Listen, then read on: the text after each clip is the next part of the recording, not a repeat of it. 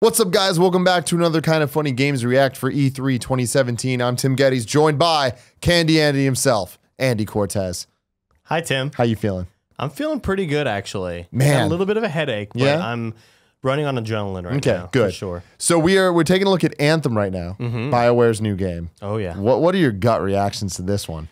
This is something that I've wanted my whole life. Like, every time I've been playing a Mass Effect game, my initial thought is like, what if there was online that wasn't just like multiplayer battles against like horde mode or whatever? What if I could play with my friends and explore fucking awesome environments and well, I didn't think of flying, but they thought of flying. They did. Tim. They did. And they thought of underwater And shit. that's my favorite thing about video games is when they think of the things you didn't think about. Let's get it. Obviously, they show that whole bit to show the facial animations. Correct, yeah. And to kind of show, hey, no, it's not the same team. We're good. But like from this moment, them getting into this damn suit, it was like once they got out here, wow, it's just like all of the initial part, okay. All of the first parts really like drove it home to me that it was going to be a single player sort of Titanfall-esque campaign. Which I kind of wish that it was. Yeah. In my opinion. Yeah. I do really want to play this game online with friends. This seems like something I'm going to be pouring hours into. So from the press release here, Anthem. In the world of Anthem, you're a freelancer who lives within the walls of a city that is protecting humanity. Players will don suits called javelins, which are customizable to look and play however you want. There are different types of exosuits. For example, the Ranger is a balanced and all-purpose, while the Colossus is a tanking powerhouse. Players can own more than one javelin at a time. BioWare is calling this a shared world action RPG that takes place in an open world setting, which sure makes it sound like it wants to compare with the likes of Destiny. Coming fall 2018. It was around this part of the presentation that I was just, my breath was taken away. Sure. I was speechless where I can't believe that I am as enthralled with a game that I didn't know anything about as I'm seeing this. You know me. Not a big open world guy. Mass Effect never did anything for me. None of the prior BioWare games did. But seeing this, I'm like, fuck, wow, I really need to give this thing a chance. Yeah, and these open world events, like, you know, meeting that big monster or whatever, meeting him, like as if you're like, hey, what's up? What's up, Sam? That shit reminds me a lot of Destiny. Now, the thing that I'm really excited about is that this looks like it's exclusively third person, which kind of bums me out. I wish that there was like the ability to switch. Not for me because I love third person shooters, but I would love for other first person shooter players to enjoy this a little bit more. Sorry, I can't even talk right now. I'm just so blown away by this.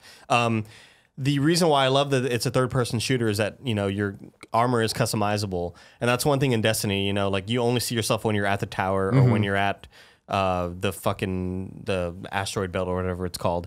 You only see your armor when you are in the community areas. Where in here it looks like you're just going to be seeing it the whole time, and it's so gorgeous. Yeah, man. I mean, the whole Destiny thing, it just sounds like way too much for me. Like the whole having to play online and the division and all that type of stuff. It seems like too much of an investment. But looking at this, it reminds me of the movie Avatar, the good things about that movie, which were the world of Pandora was so beautiful and so engrossing. And this seems to nail that. And I love that they go from air to land to sea so seamlessly. And it looks fun to maneuver. Right. Like this suit makes it look really fun to control and just to kind of traverse the world. And there's so much going on here, and it is gorgeous. If there's one thing that Mass Effect Andromeda got right, it's the combat. The combat in Mass Effect Andromeda is so fun. And that's what really bums me out when I play Andromeda, because of all the small misses it had, the combat is so much fun to be jumping and dashing and shooting. All that shit's so fun, and I really wish...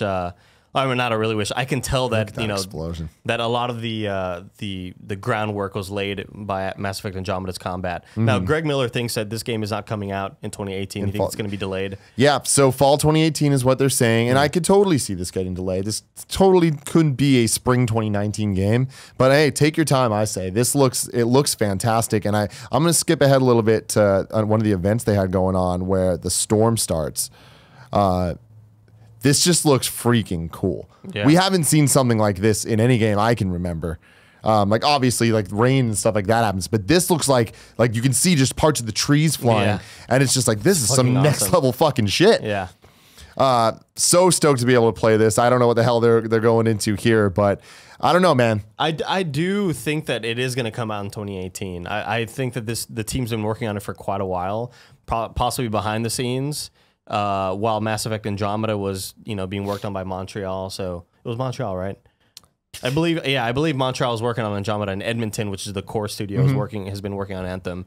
Yeah, I love the name Anthem.